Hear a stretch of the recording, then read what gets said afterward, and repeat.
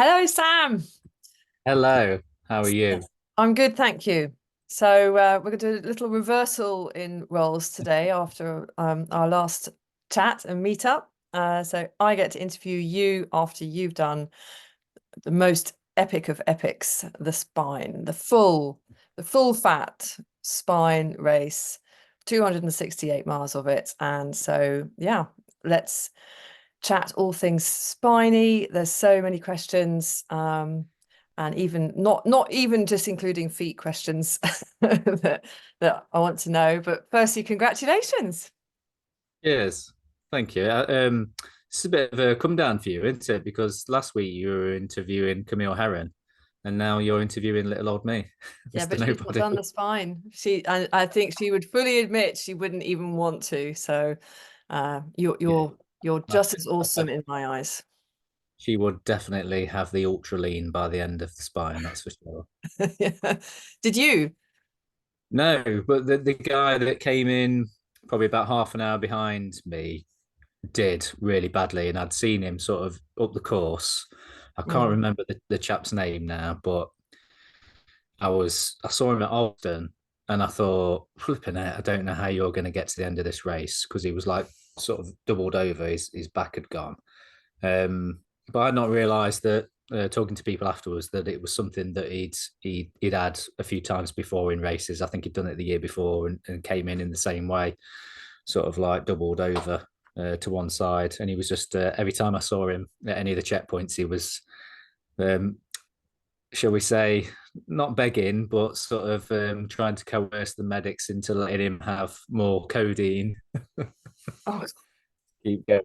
oh, crikey. Oh, that's such a hard line for the medics to take, isn't it? I mean, it's just, yeah.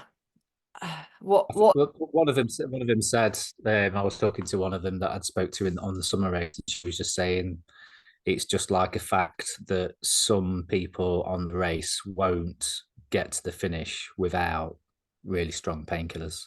mm, Um, and I'd sort of I'd sort of had some knowledge of this from my summer race. So in the summer, obviously did Challenger North, did the top mm, section, 106 miles, and I had co-codamols with me, so some strong paracetamol, codeine painkillers, and I didn't anticipate having to use them. I had a box of them from when I had like knee pain, and that someone had given to me, and obviously not the best thing to do. Always have a prescription. But I'd got them as sort of emergency use, that I'd heard that your feet can mm. get so bad that you need strong painkillers. So I got them with me, but my blisters were so bad in the summer that I was taking them from probably about Alston, which was like so probably the second checkpoint in on that race, and I took them like religiously every 4 hours until the end of the race, and it was the only thing that took the edge off the pain and suffering. And it just kind of, yeah, you got to be careful that you don't, because when on the race like that, you're kind of tired all the time, and you like question yourself: has it been 4 hours, or has it been 4 days? How many hours has it been, or has it been 4 minutes since I took them? So Yeah, you never yeah. quite, you're in a bit of a weird world I don't where know. time. Is there any data on codeine? I mean, obviously everyone knows you can't take ibuprofen, but paracetamol is Yeah, okay. But I don't know about yeah. codeine. Mm. Well, codeine, I suppose it's an opiate, isn't it? So it's one of the lesser ones that, and I think I'd had it occasionally. I'd taken it when I'd had like really bad knee pain over the last couple of years. So I think I'd built up a bit of a tolerance to it anyway. So when I first took them, they were quite strong, and these two sort of knocked me out a little bit. But years of sort of taking them when I needed them, kind of, I think I've built up a bit of an immunity to them. So having like one, I was only having one tablet. So normal dose would be having two, but I was having one every 4 hours. Um, and I didn't rely, and that was on the summer race when my feet were so bad. But on this race, on the full winter race, it was as expected. So people had sort of said to me going into the race that your feet won't be as bad as the summer, because the summer was a bit of a fluke. thing anyway, that it was like super torrential rain, which turned to hot weather, which made your feet swell, and then everybody just got blisters. There was, sort of 90% of the field was struggling with blisters. But in winter, allegedly, because it's cold, your feet might rub, you might get blisters, but that your feet don't swell in the same kind of way, which was true, because I think by the last checkpoint in the summer, my feet were starting to swell, and I could see, like, my feet started to look like baby's feet. There was no veins or anything, no definition there, just like splodge, and my feet just rubbed constantly. Whereas with this race with the full spine, my feet didn't swell until the day after the race, when I sat in the car to come home, and like the 3.5 hours or whatever it took to get back to Derby. I could just feel that. I just felt like pressure on my feet, and I could feel them swelling. By the time I got home, they were like baby's feet. But fortunately, I was allowed to then get on the sofa and be waited on hand and swollen foot by the wife and girls, which is a rare occasion in our house, because there is no sympathy in our house, especially when it comes to anything related to running. So if you're ill, you're lucky to get a bit of sympathy. But if you've got something, an injury or something related to something you've done by choice, which is running, then normally there is zero empathy and care and sympathy. But for somehow for this race, it seemed to bring out the mothering instincts in my wife Kate and the girls. They rallied round and brought me drinks and propped me up and brought me painkillers and allowed me to just sort of vegetate on the sofa and look at the fire and watch the TV. So it was quite nice. Okay, so for any of you sharp-eyed viewers who suddenly wondered why I've jumped to my sofa, we're having some technical issues here, and Sam was out of sync, which he probably was when you were on the spine as well. So, so tell me, gosh, I mean, there's so much. So obviously, you know the spine so well. You've been on the media team for the last few years. You've been on the safety team. You've worked at the checkpoints. What was it like being on the other side? I suppose, and yeah, like you say, I do know the race sort of inside out now, having sort of briefly seen bits of it, being on checkpoint and stuff, and getting to know parts of the team. Then with the media team, basically, I saw every single checkpoint, being on media team, and sort of was everywhere at different points of the race, seeing bits of the landscape that I'd not run over myself personally. But then I think doing the summer Challenger North was the thing that kind of pieced everything together. And I know obviously going into this race that there was one section that I didn't know, which was the section from Hebden Hay up to Hawes, which is actually quite a big section. Like it's 61 miles officially on the route, but I think I ended up doing about 63, something like that, possibly just a few nav errors here and there. Bit of a detour was there. Yeah. So I think I knew what was coming, but I didn't know what was coming, if that makes sense. I kind of knew what I was up against as far as the terrain and everything and the routes. I knew that there wouldn't really be any major surprises on the bit that I hadn't wrecked in the middle. Because there was, I know there was, I know all of the big climbs and everything. So I was kind of prepared for that. In the lead up to the race, the thing that I was worried about was, we had all that horrible weather leading up to the race, over the last couple of months, where it's just been continuous, like rain, constant all the time. And it always felt like it was dark, raining and cold. And that was like worst fear for the race, was it raining the whole time. Cold, absolutely fine. Wind to a certain degree, not that, I know that you're either in the wind or you're out the wind or you're sheltered from the wind. So that wasn't as much of an issue. But it was the fear of setting off in Edale in torrential rain and it just raining the whole way up. And realistically, it can't rain for a whole week, can it? But That it did feel like that the weather had been like for the last couple of months. it did feel like So I that. think, Yeah. and I'd done, the recce's I'd done and stuff. That stupid recce that I did, which I feel like I had to do, which was like a 50 miler through the night. And I set off in the rain, and it rained for the whole night. And I got absolutely hammered with torrential rain for like 7 or 8 hours straight. And I got through every single bit of kit that I'd got. And I felt like I needed to do that as a recce. But at the same time, I thought, that was really demoralizing. And how am I going to feel like when I'm like 4 or 5 days into the race and it's been raining nonstop and I've got no dry kit left? Because there's only so much you can take. I mean, they're really generous with the drop bag and everything. You get 20 kilos of stuff to take, and my bag was full. But there's no way it was 20 kilos. It was, a few estimates were sort of about 12 to 15. But some people had some massive kit bags, huge bags, like almost like double again the size of mine. And there Mm. were, nobody was really, they didn't really, I've seen them weigh them before, but I think that's only when they're like sort of suspect. If someone picks it up and it obviously feels like it's 50 kilos, then they'll weigh it and they'll make them take it out of it. But I Yeah. think, with all the will in the world, however big your bag is, you would never have enough dry kit to make sure that you stayed dry for 6 or 7 days if it was raining every day. So that was like my main concern going Is into the your, race. But obviously, sorry, can I just ask, is your kit bag, is it the same kit bag that's taken to the checkpoints, or do you have different kit bags for different yeah, checkpoints? no, it's the same one. So at the start, when you get your tracker fitted at the very start at Edale, that's when you hand your drop bag in, and that bag, it's got your race number on it, and it follows you all the way up the race. So the logistics teams like do amazing, really. For they're only a small group of lads, probably like 4 or 5 of them, and they're constantly ferrying the bags up and down the course. So Mm. you've got people that.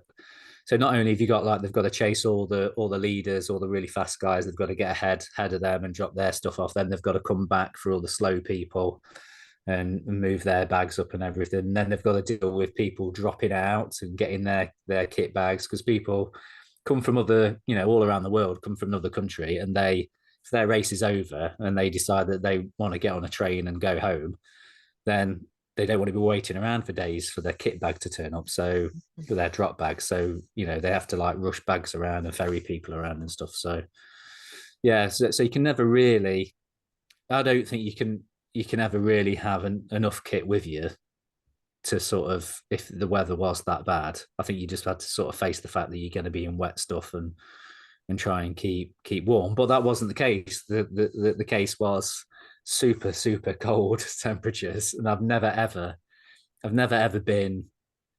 ran in temperatures that cold before. I've been, I've years and years of going snowboarding and stuff in my misspent youth, and I was in Canada in -20 snowboarding, and I remember thinking, that's cold. But we had -15, and they said it could have been -20 with the wind chill upon Crossfell. Really? Um, Wow. yeah, and it's that bit leading up to. So I was just been going through my race write up, which I need to get to you because it's too. I need to cut it down. It's too big. It's massive. I don't But I care. was rereading. Send it. Everyone will send it. It's fine. I want it all.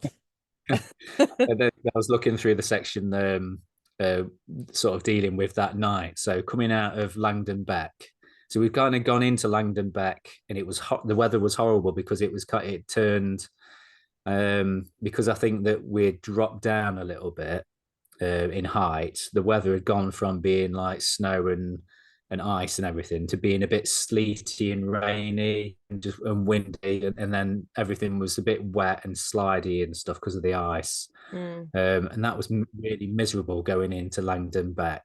But as soon as we got to the section where you kind of crossed the river and went up to the checkpoint, it seemed the temperature just seemed to plummet again, and you were really aware of the fact that it was, very very cold. Yeah. Got into the checkpoint, and they'd held the race a few points. So we got in at about sort of 10 p.m. And they decided that they were going to let the race go again at 11 p.m. So it didn't really affect us because, you know, the people I was with, we were like going to have a 2 hour sleep anyway, and then set off again. So I had like a 2.5 hour sleep and missed these guys that I'd ran with, and they sort of set off. But I wasn't too fussed. But coming out of that checkpoint and going, so there's a diversion from that point. So because the weather was so bad, they cut out the section with Cauldron Snout. So Oh if you yeah. know about that section, so Mm. normally you follow the river from Middleton all the Mm. way along, and you've got these horrible boulders that are at the side of the trail. Basically disappears at the side of the river, and you're Yeah. faced with this like boulder field, And the and you've got to get across. waterfall. Yeah, that's it. So you got to get across these boulders first. So for me, that was the worst thing in the summer because they were covered in slime. And it felt like you could make no progress on them. It was so slow. So obviously they decided that they were obviously just covered in ice and the river was high. But then you've got Cauldron Snout, which is, you know, the famous waterfall, which even in the summer, um, that was quite fear inspiring. Like you sort of everything's wet, even though it was summer and it was dry. Obviously, waterfall, there's water everywhere, spraying all over the rocks, and you physically have to you put your poles away and physically climb using your hands. So it's a proper scramble up some sections that in the summer it was dodgy.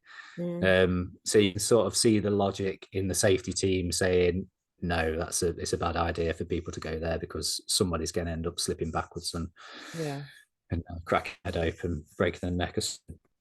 So the diversion was that you come out of Langdon Beck and instead of going along the river, you sort of turn right and you ended up getting onto what I assume is like an access road, but because of all the snow and ice, it just, you know, there was a couple of tire marks here and there, but basically it was just like Mm. like sheet ice and snow, go just like a gradual climb or to hike up Nick. And it was at this point where that was the coldest point for me. It was sort of probably about 4 o'clock in the morning, 4 or 5 in the morning, sort of the, you know, the witching hour sort of thing. Mm.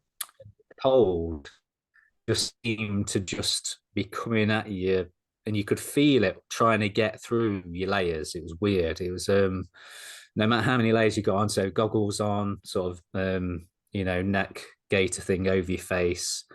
I'd got one, two, three base layer, like a base layer, a t-shirt, another puffer jacket on, and then a jacket over thick Gore-Tex jacket over the top of that. So I've got like 5 layers on, like proper mountain fluffy mitts with hand warmers in.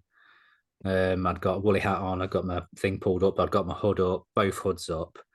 I'd got thermal leggings on, and over the top of that, like Gore-Tex waterproof trousers over that. And it Mm. felt like if I stopped at any point for any, you know, for any reason, say if I'd slipped over and twisted an ankle or really hurt myself, if I'd have stopped, then it felt like you would be in serious danger of just freezing to death. I think you'd get so cold so quickly that you would struggle to just be able to, could even just taking your glove off to do something. So I took my glove off to get something out of my waist pack, and Mm. my hand, just from that, probably like 30 seconds, maybe a minute of faffing around with my hand out my glove, to then putting it back in again. And bear in mind, I've got a hand warmer inside, you know, one of those hand warmers you can put inside your gloves. I got that and I was holding on to it Yeah. inside my glove. It still probably took about 40 minutes for my hand to get warm again, just from Mm. having it out for those like 30 seconds. Yeah.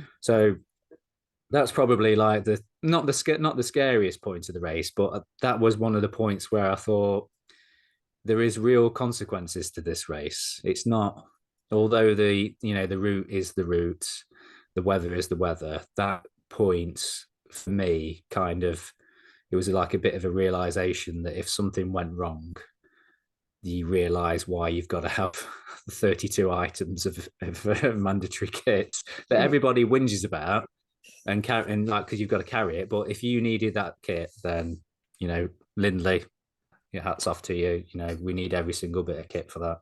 Yeah. Um, Gosh, so I love your technical description of the layers. Stu will have his will have a heart attack when you're talking about a puffer jacket. Sorry, yeah, not a puffer jacket, but it's what is it? A down jacket? It's a down jacket, isn't Was it what? I it? don't know. Was it a down jacket? Was it a synthetic jacket? Was it? It was actually, the last year the Montaigne jacket, spine jackets that they gave us. Yeah, that's So it's a synthetic. Yeah. yeah, Pertex one. So I probably, in hindsight, could have done with a proper down jacket, but Yeah. I'd already spent a lot of money on kit, and Yeah. because I'd already got a couple of these Pertex jackets, I decided that I was going to use them. Do you think, yeah, so that you would have changed, perhaps in future, perhaps if you go back, you would do that. Is there anything else you'd change about your kit? Anything else? Did anything else work for you particularly well or fail you? Yeah, I think the only thing that I think I'd got it all pretty much worked out. I had all in my pack. I carried in my main pack. I carried all of this mandatory kit that I knew that I wouldn't have to touch. So like sleeping bag, inflatable roll mat, and bivy bag and stuff. And then other things like ice spikes and stuff like that. They were in the top so that I could get to them, but I would have to take my bag off because your bag is so heavy that you don't want to take it off unless you really have to. Mm, So there was only a couple of times in the whole race where I took it off between checkpoints just to do something and get something out because I felt like so I'd got pockets sort of on the front and on the side of that, and I'd also got like a Montaigne 3 litre waist pack as well, yeah. which worked really really well. I was really pleased with that because I was in the lead up to the race. I'd not really had a lot of time to train with that. I'd got it, but I'd Mm, not really. I'd gone out and said that I'd done, training, recce run, training run in full spine kit. But actually, in reality, it's never full spine kit. It's only when you actually do the race that you realise how much extra kit that you've got to carry. So that worked really well. So in the front of there, I'd got sort of my handheld GPS, which I only used once. Actually, I only turned that on once in the whole race, mm, and that was on the Cheviots because there was a couple of us that couldn't quite figure out where the path went. So we both got our proper handhelds out and looked at that rather than looking at your watch. mm. Um, Kit, I suppose the only What's mistake. mm, sorry, I was going Just to gonna ask. go on. I was going to ask what pack you had, your main Yeah, pack. Montaigne Gecko 20 litre. Okay. Yeah, so that's a 20 litre plus. So I comfortably got all of the main bits in the main body of it, and then the side pockets that are like stretchy side pockets. I've managed to sort of stuff food in them, because some stuff can fall out of those packs. They're great, but side pockets I wouldn't trust having like gloves in there because if you're twisting and stuff, they can move around and pop out and fall on the floor and you don't notice. So I kept them mainly for food. So all the whatever food I'd got, I sort of stuffed in those side pockets. Mm. And if they fell out, they fell out. That was it's only food, so it's not like losing a. You wouldn't want to lose like a one of your really expensive Yeah. Montaigne gloves. So Mm. Yeah, yeah, didn't want yeah. to do. And shoes? Shoes, yes. So I started in my Merrill Agility Peak, well, the Peak Agility fives. They are so they're the blue and black things that have got a built-in gaiter on them. So they're like a traditional like trail shoe, super grippy, nice cushioning. And they've got like a zip cord type tightening thing on the inside that you sort of pull and lock. So it's not like a lace on the inside, and then it's a zip that goes from more or less the front and goes right up your ankle. So it's similar to like the Scarpa ones that you've probably seen people running in. The ones, So yeah, the ones I've got are the Calibra G. that's Uh, it, yeah. So, the so they're sort like of debrief. Merrill's version of them, and I absolutely loved them. So I got a pair and I brought a half a size bigger than I normally. So I'm only little, so I'm only an 8.5. normally on a good day in the shoes. So I got a size 9, and because I was worried from years and years of running in ultras and having what I thought was wide feet, and liking to have like a wide toe box. They felt pretty good. So in the summer I used some Saucony trail shoes. I can't remember the name of them now, which ones they were, but they, after about 100 miles, they felt too narrow because feet was swelling.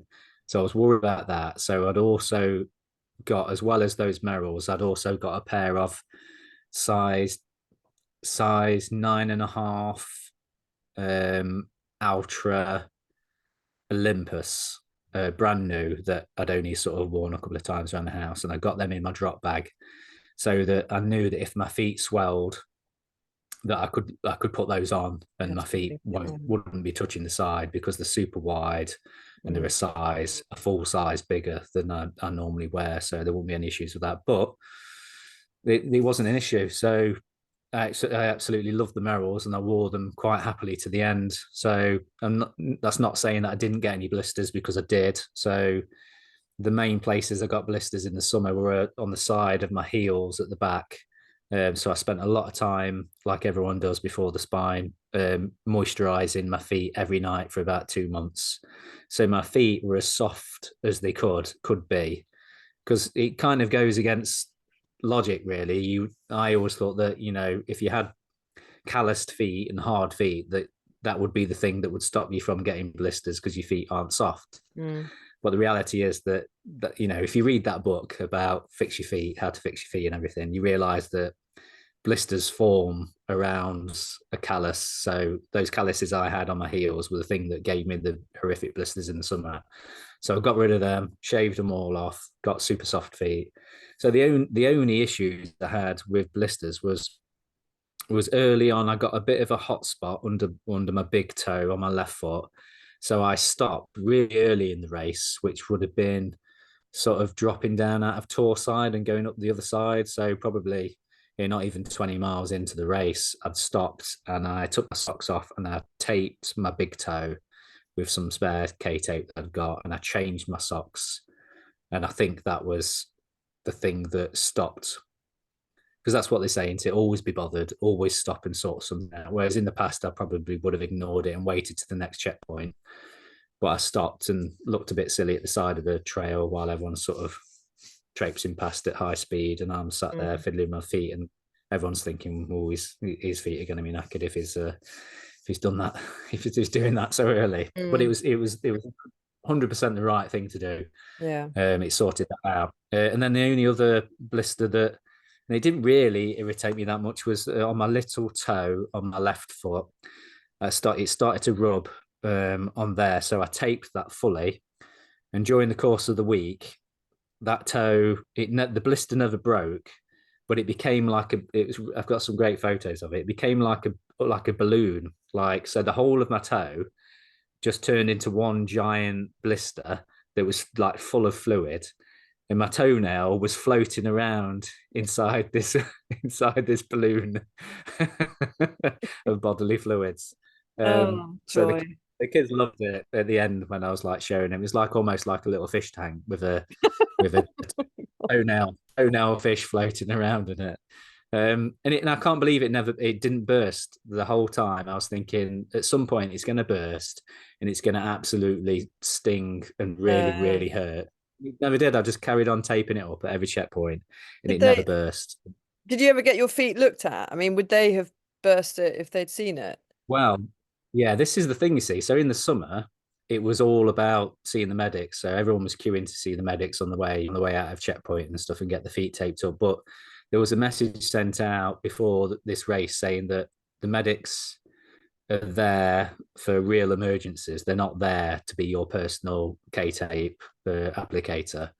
Try and sort out your feet yourself. So I just assumed that the medics wouldn't touch your feet, but I know that they did for some people if they had real issues. But I kind of got into the sort of mindset that rather than waiting to see a medic, just get on with it yourself. I'd learned enough from summer race to know what I needed to do to my feet, and I think you can only really you can only really find out that kind of thing yourself by just doing it. You can't really do it in training because you're taping for a problem that's not even there. So learning to sort of react to where getting hot spots and stuff, and learning to put K tape on early and put it on areas that are gonna rub if you've had that experience in previous races. So on the whole, I was really, really chuffed with how my feet survived. Although towards the end, I always descents were always tricky anyway with your feet. So because your feet are like sort of moving around as you're coming down, and if you've got blisters on your toes,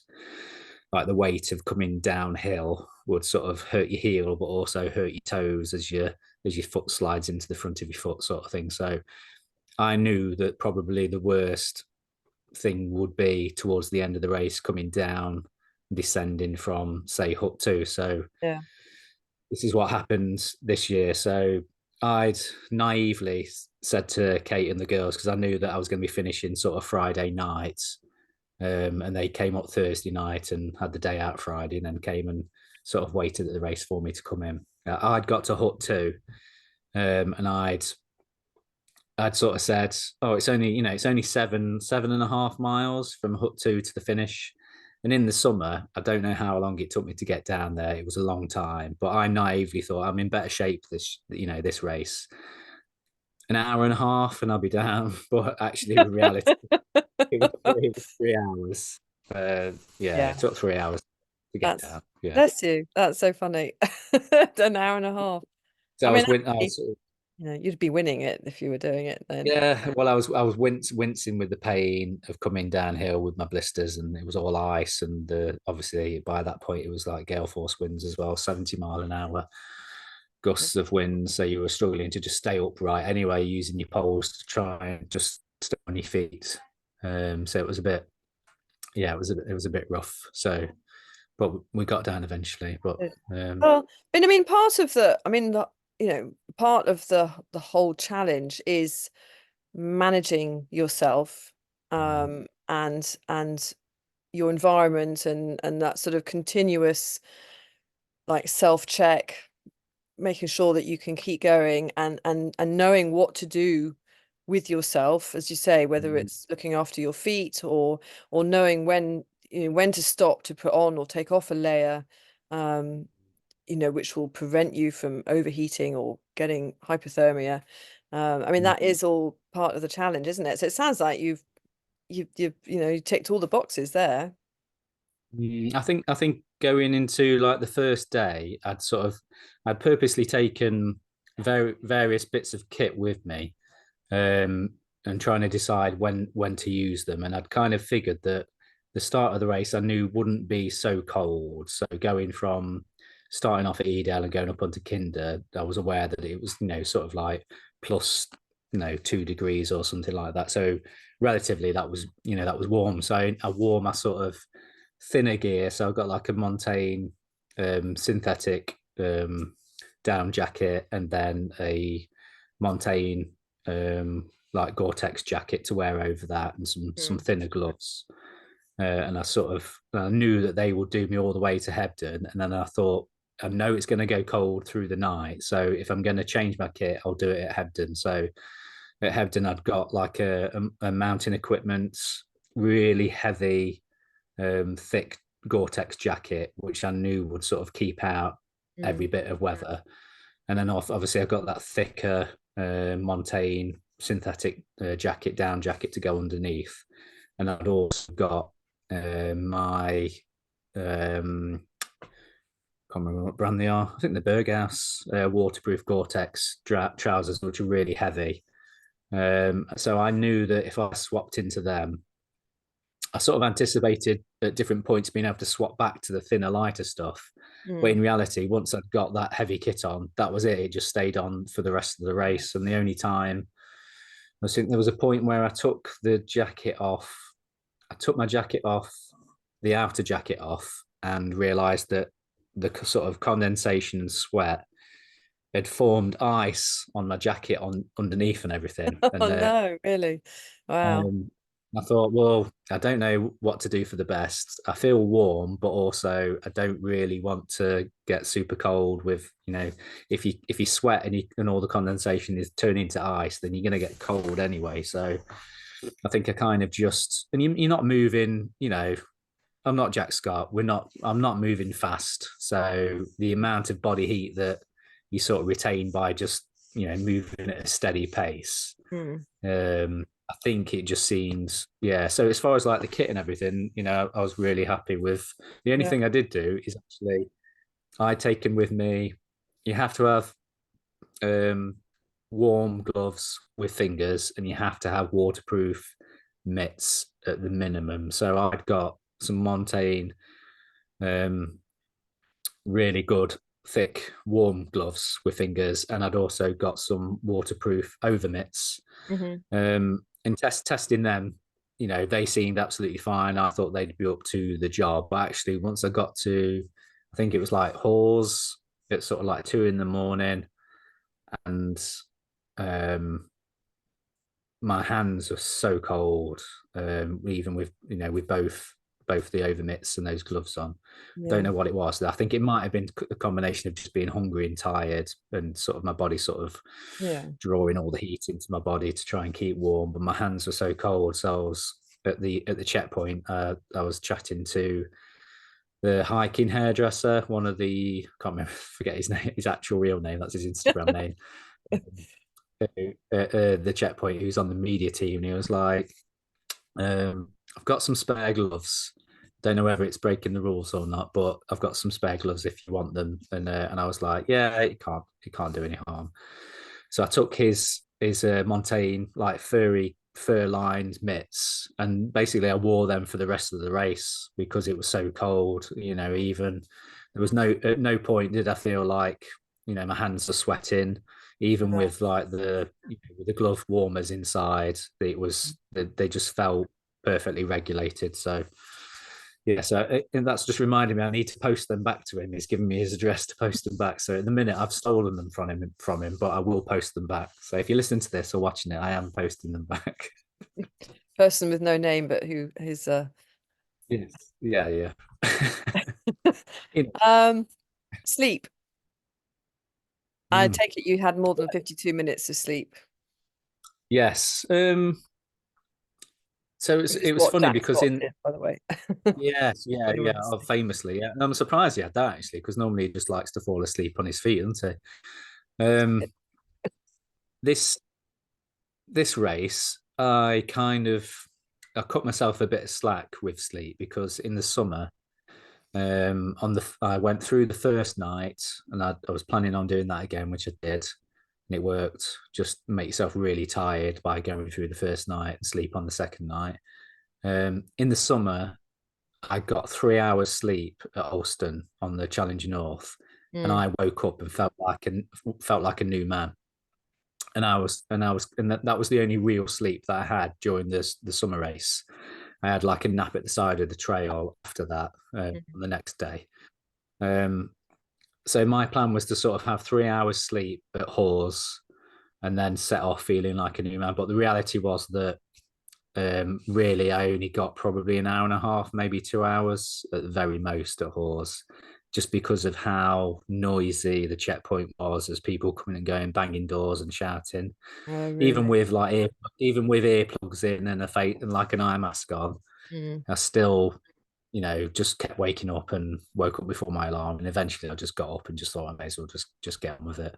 Yeah. Um, so my plan to try and sleep twice for 3 hours went out the window, and it turned into like an hour and a half there, and then the next night I think I got like another hour and a half, maybe 2 hours. So I think I estimated that over the whole week, so 6 days, I got 5.5 hours sleep.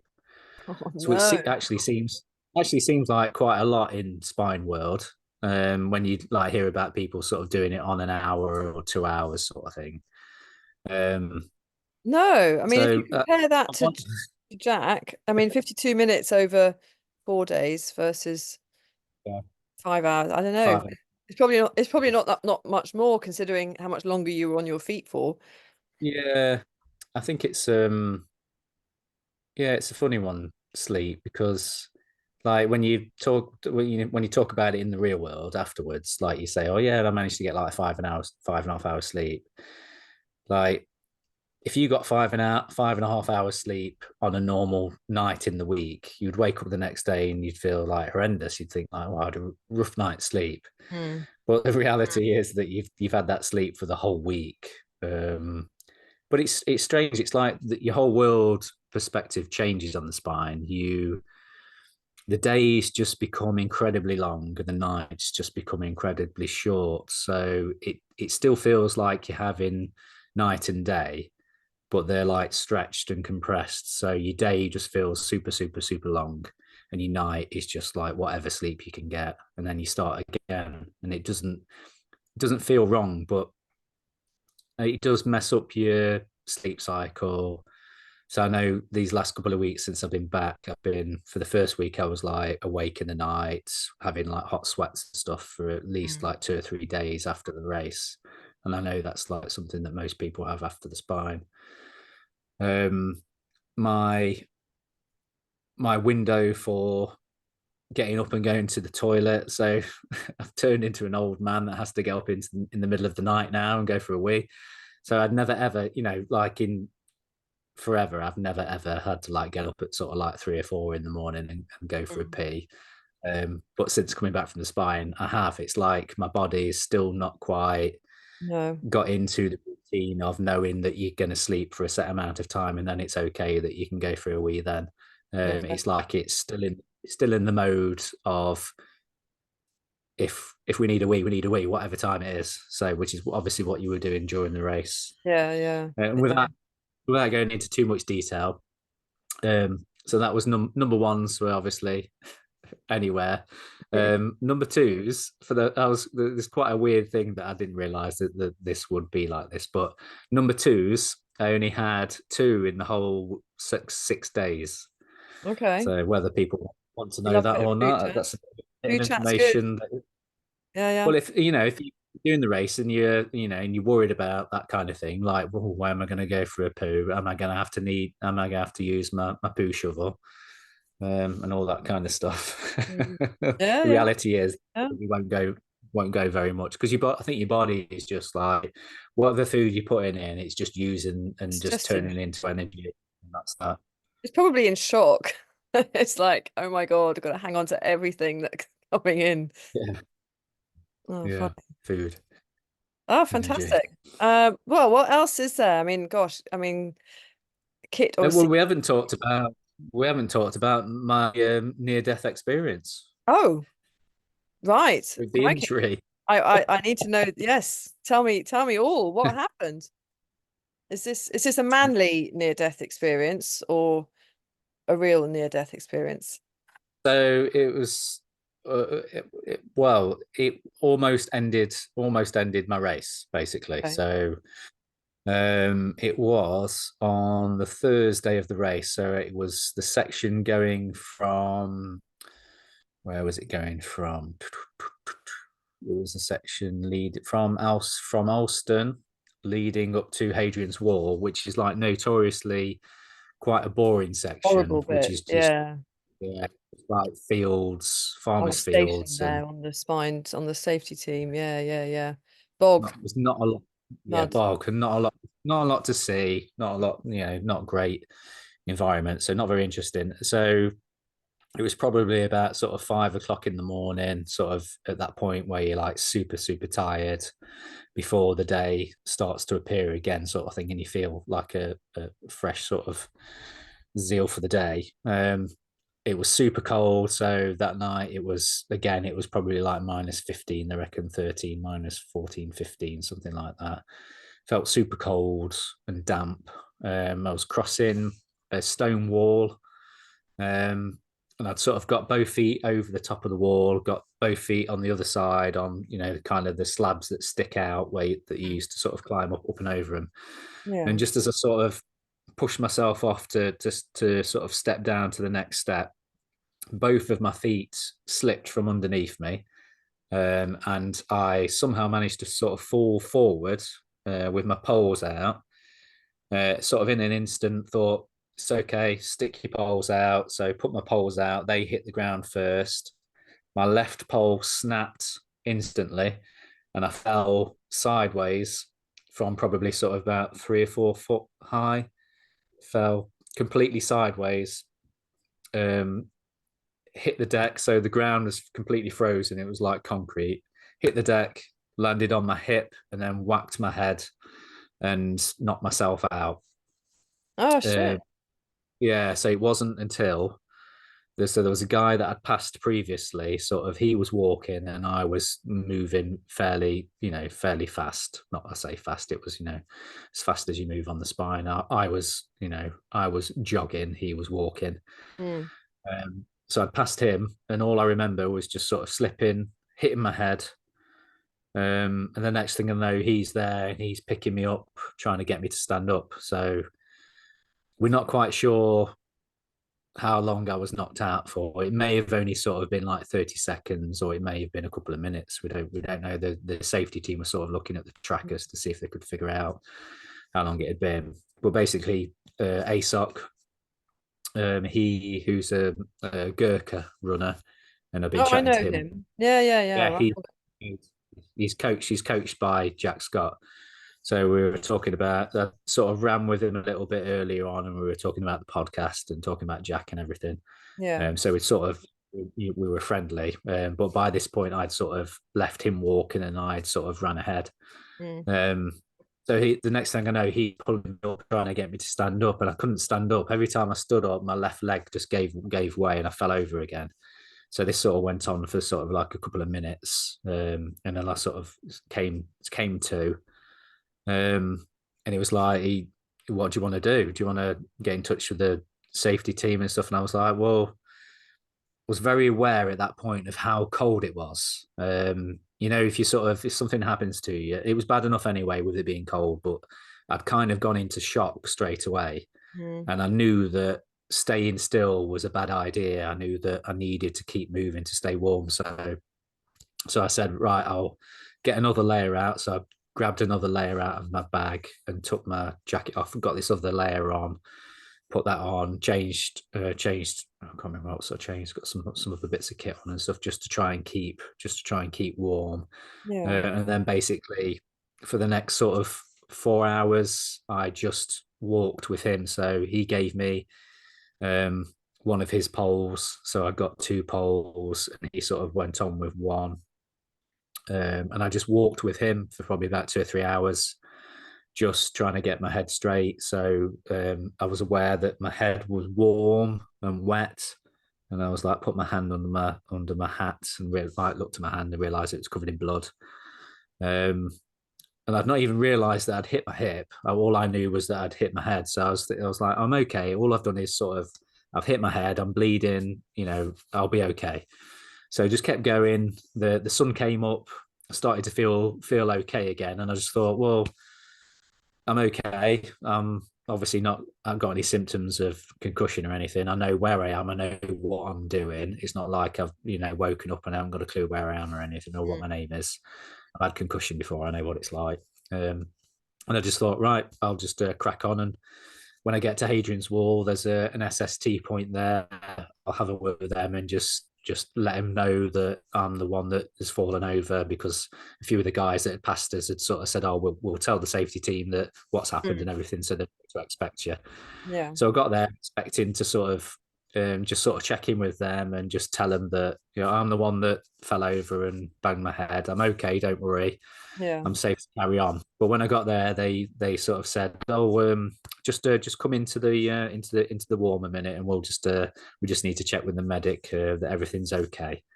So I went into they've got the sort of the visitor center there, and they've got like a log burner going and everything. So it was like really nice. Got in there, had a cup of tea and stuff, having a chat with them, and the SST guy goes off on the phone, and then he comes back in and goes, "Okay, I've spoke to the medics, and we're going to retire you from the race." And I'm like, "What? Well, no, What?" I thought he was joking. I was what, like, I laughed. no one had even inspected you. No, well, this is the thing, you see. So I was like, I laughed and said, "Yeah, you're joking, aren't you?" And he was like, "No, no, like it's procedure that if someone's lost consciousness from a fall, then really we need to recommend that they retire from the race." And I was like, "Okay, I understand that, but I've carried on since it happened. This I've carried on for a further. So by this point, it was like 10 o'clock in the morning. This had happened at Mm. 5 in the morning. I was like, I've carried on running and walking for 5 hours, and I've been okay. Yeah. I've come in here myself personally to tell you what had happened. I Mm. could have just carried on running and just ignored you. Yeah. You wouldn't have stopped me. So I'm here voluntarily, but I I'm perfectly well enough to do the race."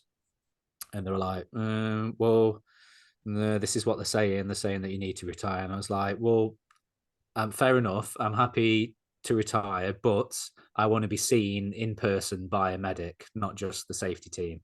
I Yeah. want them. I want somebody to come here and tell me that my race is over and look me over, thinking I could buy myself some more time."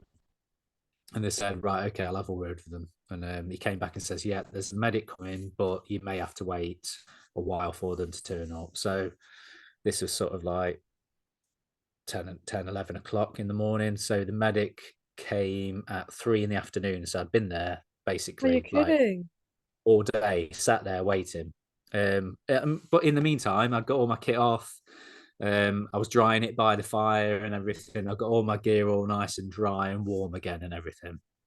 And I'd had some food, sat down, and I've been talking to the SST guys and stuff, having some photos and stuff, and having a whale of a time. But at the same time, thinking, Must have been "Is my really race over?" anxious.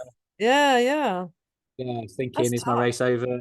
And I was talking to the safety team and just saying, I understand if that's the decision, but I don't want to come back next year. I want to. I'm so far into the race, and by this point at Hadrian's Wall, you're nearly 200 miles in.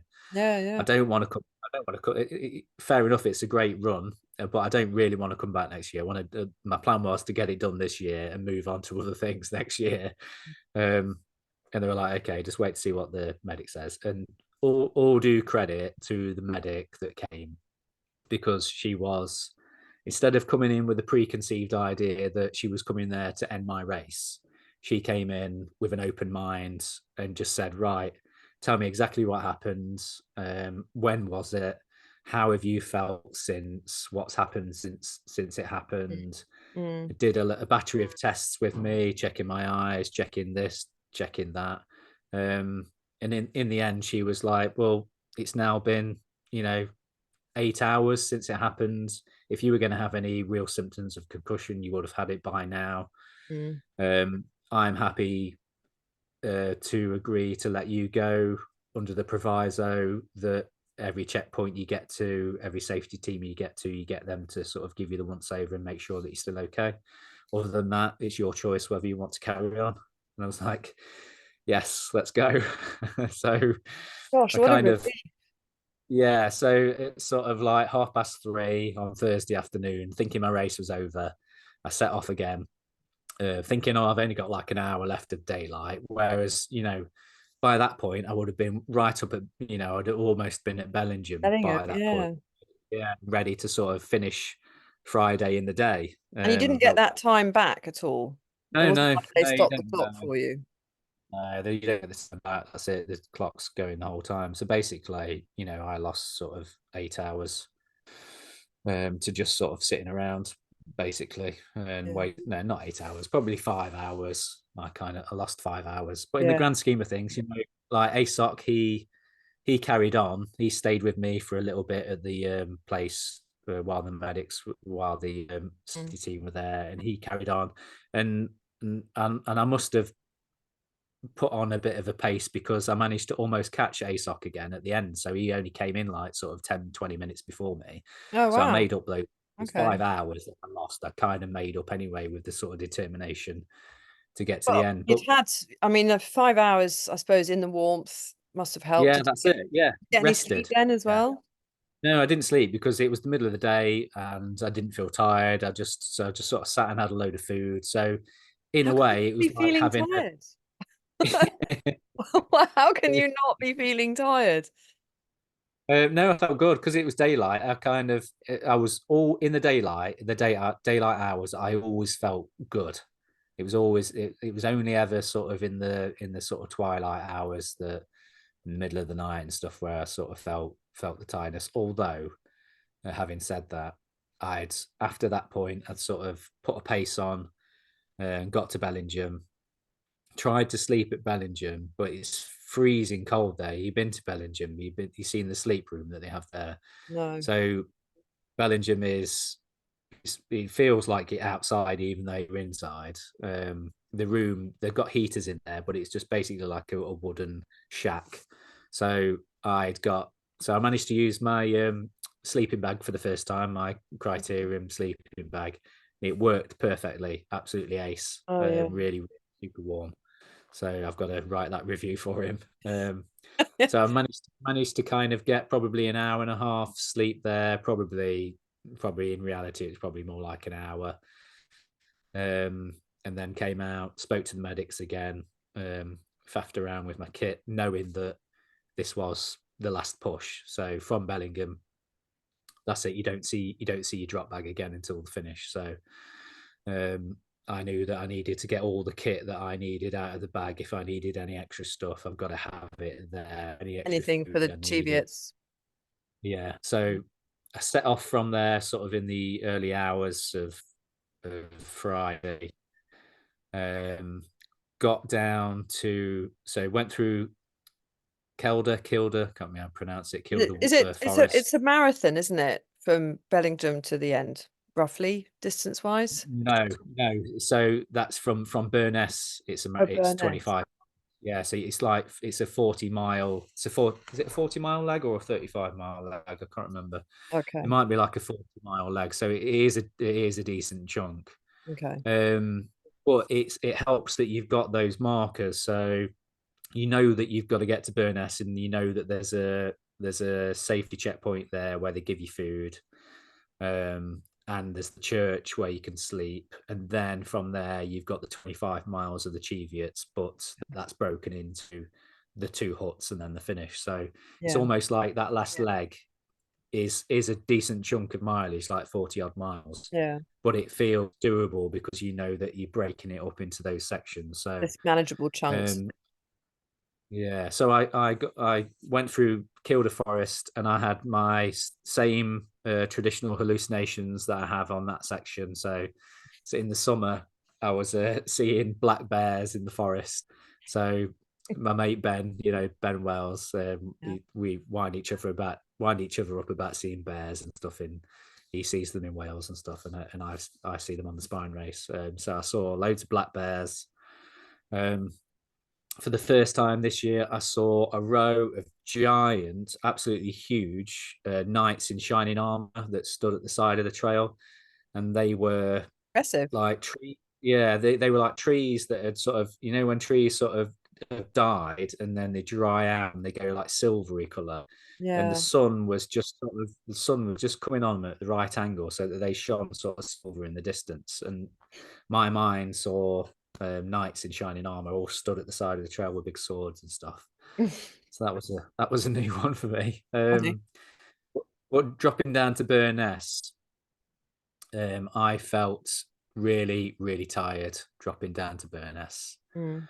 to the points where I knew that I was going to have a sleep once I got to the church at Burness. So I got down there, went to the SST point, and no, in fact, did they have a sleep? They have a sleep first. I can't remember.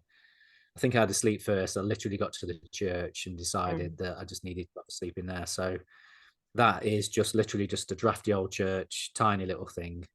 And everyone was there was probably about 4 or 5 people in there sleeping, and they just literally got the sleeping bags out and they were just laying on the floor in between the pews. So I decided that I didn't really want to sleep for too long, but I just needed a nap. So all I did was take my bag off and my waist pack off, and I lay on the wooden floor, like fully dressed, and just lay on my back and closed my eyes. And I probably nodded off for sort of like 15, 20 minutes, and then started to feel really cold. So I thought that's a good sign. I've had a little sleep. I've been woken up by the cold. It's time to move on. So managed to get my kit back on, head down to the SST point. They had some hot food there, so I had coffee and some hot food. Then I went back to the church and just put some extra, because they only give you half an hour at the SST point. So by the time you've got in there and had some food, the time's ticking, and I wanted to just sort out my feet a little bit more. So I went back to the church, got out my final bits of K tape that I'd got, and just plastered all my Mm. toes up that were rubbing, and just thought, this is it. This is the last push. Right. Whatever I can do to me is just got to last me to the end. Um, and I set off there feeling like I'd had a little bit of a sleep, and I felt refreshed a little bit by having some hot food, and made the climb up onto the Cheviots. And that there's a little section on there that's like is actually like a bit of a scramble where you've got to get up, you like, use both hands and climb up. And then once you get onto the top, in the summer when I got on the top of there, it was blowing a gale up there, and it felt like winter.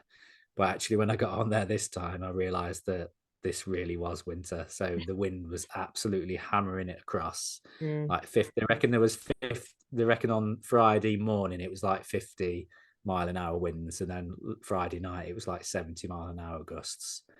So you were kind of, it's so windy that you almost like using your poles to stop yourself from falling over, from being blown over by the wind.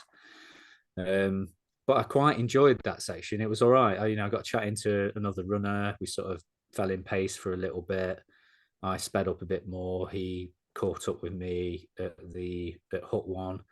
I tried to not stay in there for too long, because I know people sort of stay in there for the full half an hour, but I was I could see the finish line at this point, and I wanted to get done on Yeah. Friday. I didn't want it on into the Saturday. So with all that time that I'd sort of lost having to wait at Hadrian's Wall, I was keen to sort of try and make that time back up a little bit. So I literally just had a coffee in my plastic mug that I'd got, set off again, put my foot down, got to Hut 2. By the time I got to Hut 2, my feet were hurting.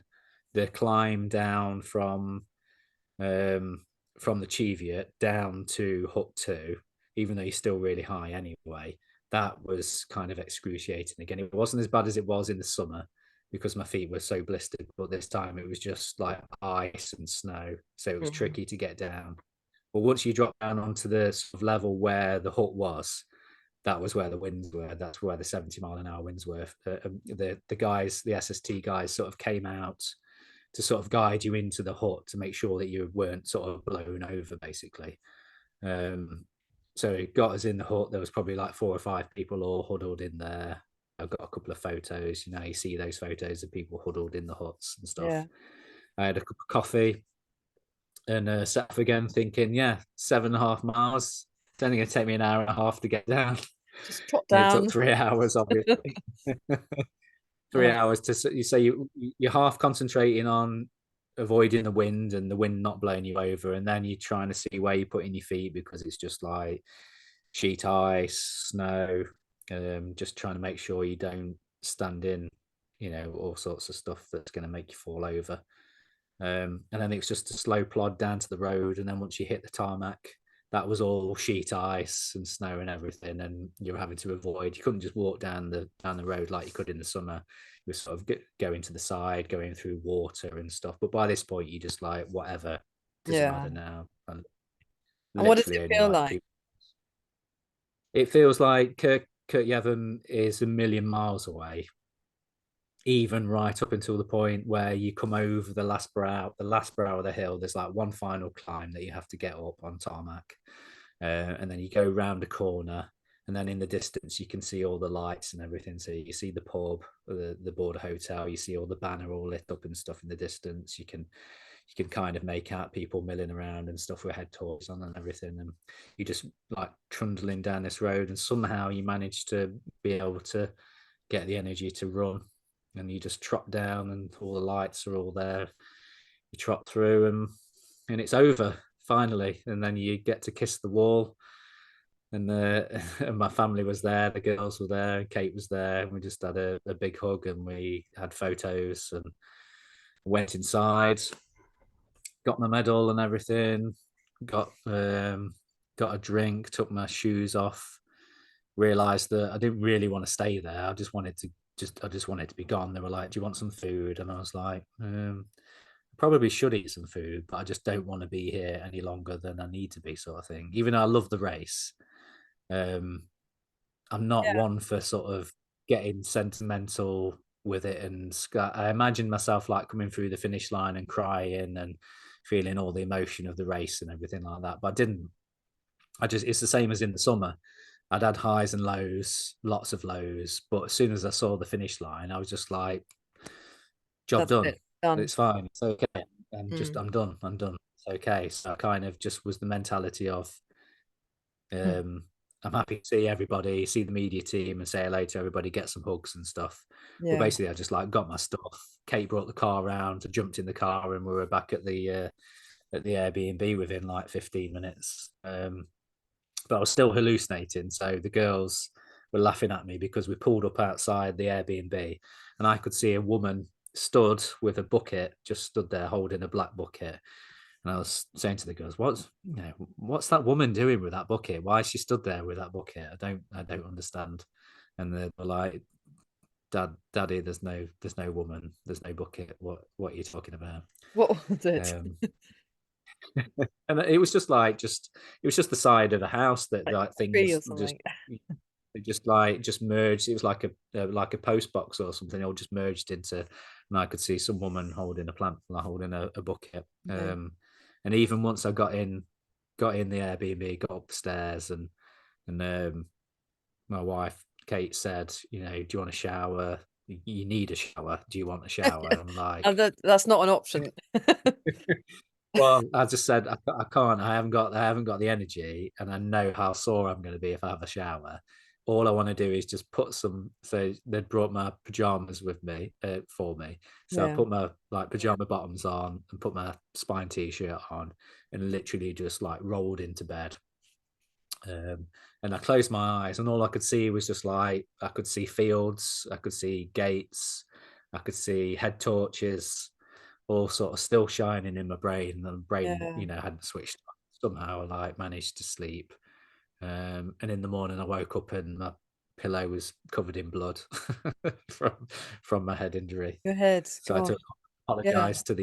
apologize to the Airbnb host that I'd probably ruined one of his pillows. So he didn't mark us down. So on our Had you Airbnb. had that looked at? I mean, had it been like Yeah, bandaged? the medics had looked at it, and they'd noted that it wasn't an actual cut. It was just a scuff that so it was like a scrape. So it was a Okay. scrape, sort of probably about sort of like a centimeter Mm. wide, where my head had just hit the ground, and it was more of like an impact thing. So it not.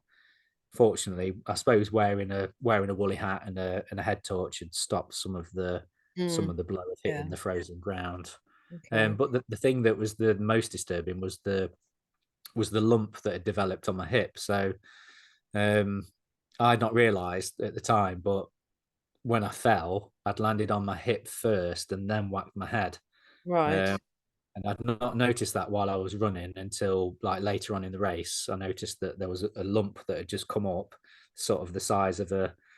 Well, eventually it turned into the size of probably like not quite a tennis ball, like half a tennis ball, sort of on my hip where it had hit. All right. And instantly I got bruising. So over the course of like the next sort of few days after the race, um, this bruising sort of spread across my front and down into my groin area, um, and unusual colours in places where they shouldn't be. So that was quite Gosh. disturbing. So on the Monday, instead of going back to work, which I was supposed to do, I took myself along to A&E because the medics sort of said, your head is okay, that's fine. You'll have an egg there and you'll have a bit of a scab that will Right. heal up. The the hematoma that had developed on my hip from hitting the ground. Mm. I needed to get that looked at. If it didn't go down within a few days, then Yeah. I needed to get it looked at. And because it just kept growing and the bruise kept spreading, I thought, oh, Mm. I best get it looked at. So I went and got myself down to A&E. Mm. I just had them check it, and they just said, don't worry about the bruising. That's literally like the blood draining down. Gravity is taking it down that direction. Yeah. It's nothing to worry about. But I've still got the lump. It's now the size of probably like a golf ball on the side of my hip. Can we see it? Hey, Can we see it? do you really want to? Go on. Go on. As long as it's not too low. You probably can't see it actually. No. Can't you see Oh, that? look. Oh, yeah. No, that's horrible. Yeah, it is horrible. Yeah. Yeah, Um, gross. so it's the bruising's gone, but the lump is Oh, is weird, still there. isn't it? That's quite It high is though, weird. isn't it? That's not your hip bone, Well, it is right on the top of my hip. is Yeah, it? so where the very highest point of your hip bone, it's level with that. So I think that's where I must have just literally hit that and that ground. Yeah, so Oh. all excited, fun and games, but so I think on reflection, it could have been very different. I mean, I could have knocked myself out and not been found by Mm, somebody. mm, You know, been really knocked out. I don't know whether I would have woken up in the cold or whether I would have just slowly got hypothermia while somebody was coming. I'd imagine obviously the safety team would have been alerted to me not moving for more than yeah. 10, 15 minutes or something. Well, Um, I can, yeah, definitely. I think certainly from my time on the safety team, someone is watching every dot all the time. And we would get the call the moment a dot hadn't moved for like 10 minutes. They'd be checking, have they called in? Have they said they're going to have a sleep? mm, Who's nearby? And yeah, immediately you're kind of you're put on alert, right? Need to go and check this out. So I think that's one of the, it is, it's an impressive logistical machine, the whole event. There's no doubt about it that what the level and the detail that goes into organizing everything is just mind-boggling, isn't it? yeah, I think I always a few people have sort of said to me, do you not feel like super worried about the fact that you'd like fall and knock yourself out and stuff and where you were. And I was like, yeah, yeah, the reality of it did sort of sink in. But at the same time, like you say, that you're always being watched and that somebody's always there keeping an eye on you. So after I'd had the fall and I'd checked in with the SST and then the medic had let me go, every single safety team, every single checkpoint that I got to, they all knew ahead of me. They're like, you're 176. You're the guy that banged his head. How are you doing? And they always checked on me and just made sure that I was okay to carry on, because that was basically the caveat that they gave me for carrying on, was that you've got to check in Yeah, with all the safety teams and all the yeah. medics as you go through. So yeah, so full credit to the race for Mm, and all that safety kit, all the gear that he carries, all there for that reason. The reason why you have a tracker, even if you whinge about it digging into you and stuff, it's all there for your safety. And yeah, there was never a point where I thought I'm on my own. There's always somebody ahead of you, always somebody behind you, and always somebody watching your dot. So all in all, yeah, on reflection, I suppose I'm glad that I got to finish the race. I feel like I was fortunate to be able to finish the race. It's probably a good thing that then there wasn't a medic there, and that I had to wait, because they probably could have made that decision and just said, no, you can't carry on, without giving me the chance to sort of wait for mm, 8 hours to pass. So in some ways, it was probably a good thing that although I felt like I wasted like half a day sat around doing nothing, mm, in hindsight, it was the thing that let me finish the race. And I've been very vocal about not going back again in any hurry to do the race again. I know that I can do it faster, and I know I can make better decisions on sleep and things like that, and food. So I know I could knock a day off if I went back, mm, but I don't need to. It's fine. I'm okay. In fact, next year I'm looking forward to being back on the media team and seeing getting to see all the best bits of the race without all of the crappy The bits, trauma. all the trauma Yeah, and the horrible bits. So I'm looking forward to getting back to hassling people that are a lot better runners than me, and seeing how they do how they do so well at the race and stuff. So I love the race. I feel like I'll always be around the race in one way or another. But as far as doing it again, no, I'm going to you don't leave. need I'm to. definitely going to. I don't need to do it again. I've had the full spine experience. I've had John Bamber's spicy noodles at Greg's Hut. Yeah, You know, I've visited the bits on lasagna, YouTube. Alston. At Alston. I've had every single bit of, the spine experience that you can have, all the things that I get jealous of the people that do the race every Yeah, year. I've had it all. So and you I'm had. perfectly. I know it was cold, but you actually had great weather in a way. Yes. You Yeah. had Yeah. I good, wouldn't change. I wouldn't. good Yeah.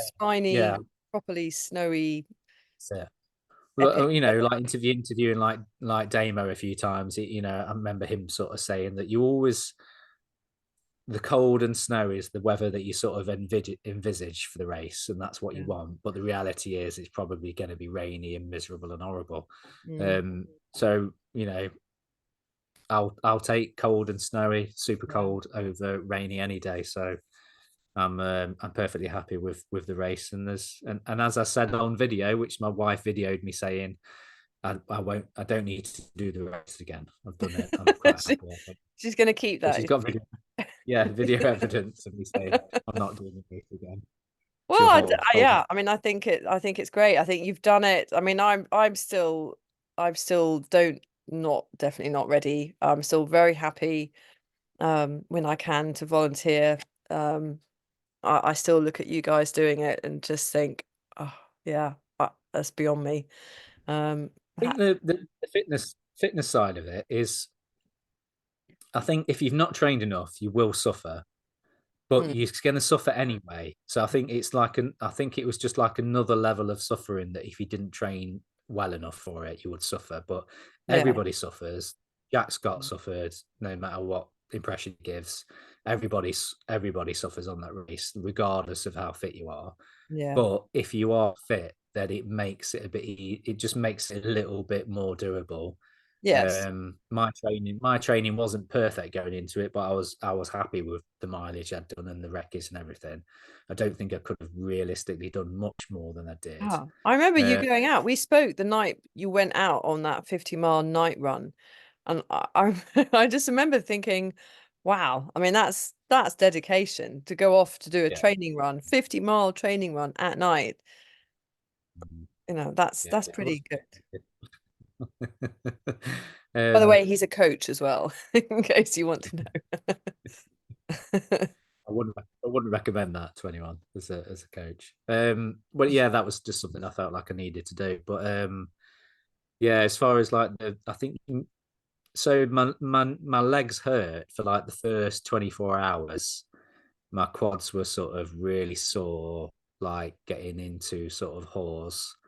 But then after that, it just like the pain of your legs from running just seems to just kind of disappear weirdly. You Mm, kind of just keep going, and the pain doesn't get any different, doesn't get any worse, but it doesn't really get any easier. It's kind of a hard one to describe. I think your body just turns into a spine machine, and you just keep going. And I think that if you're complaining that your legs are hurting on the second day, like if your quads are hurting and stuff, that it's probably that you've gone too fast, maybe. mm. I don't know. And then, I mean, but then we saw that, didn't we, this year? Like the first, like that group of 11 guys that were all out the front going as fast as they could. Only four of them finished the race. Yeah, yeah. So Gosh. it pays to be a little bit slower at times. Well, definitely. And I mean, are you jogging? Are you still jogging towards the um, in bits? I mean, or are Yeah, you? yeah. Yeah, There was plenty of times like I was going over the Cheviots. There was sections that I was like I wasn't I wasn't running all out, but I was running definitely. yeah, yeah. It's strange. There's like some sections where it just feels there's some sections where you can't run. Mm, There's some impossible bits where it's, you'd be crazy to try and run some of it because of the Yeah, the terrain and stuff. train. Yeah. Gotta just plod on. But there's some sections where, yeah, like going over the Cheviots with the flagstones and stuff, when you could see them and you could run on them and you knew it was safe to run. Some bits that had sort of blown out by the wind and was just sort of grassy and stuff, and you knew that you could run on it.